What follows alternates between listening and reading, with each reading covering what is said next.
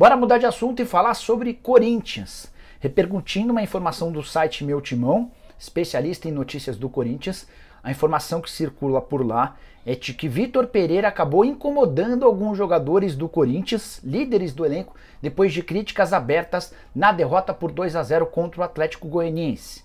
É só bom contextualizar que esse jogo já aconteceu há algum tempo.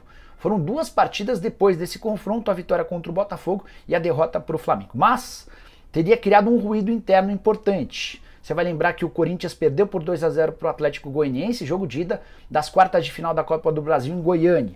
E na entrevista coletiva o Vitor Pereira disse que parecia que os atletas estavam de barriga cheia, muito confortáveis, especialmente depois de uma vitória contra o Atlético Mineiro fora de casa pelo Brasileiro. E que a vontade, que é o empenho dos atletas do Atlético Goianiense foi determinante na comparação com a falta de vontade dos jogadores do Corinthians. Atletas corintianos não teriam reagido bem a essa declaração.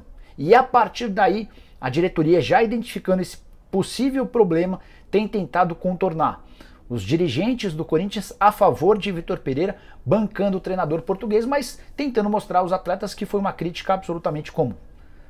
Não consegui apurar ainda se de fato existe essa rusga, essa reclamação, esse descontentamento dos jogadores do Corinthians. Se existir, trata-se de uma grande bobagem. Vitor Pereira não falou absolutamente nada errado.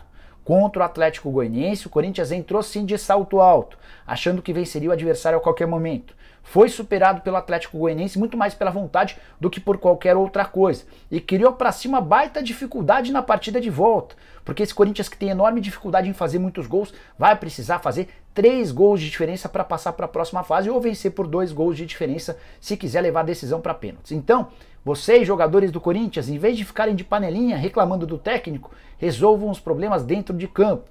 O Corinthians estava em 3 competições e graças ao desempenho de vocês, existe a chance real de em 2 semanas o Corinthians ter apenas uma competição para disputar o Campeonato Brasileiro. Para mim a Libertadores já era, derrota por 2-0 para o Flamengo em casa. Essa derrota por 2-0 para o Atlético Goianiense em Goiânia colocou o Timão numa situação bem delicada. E só vocês podem resolver. Não fazendo picuinha, não fazendo panelinha, não conspirando contra o treinador, que é uma das grandes virtudes do Corinthians em 2022.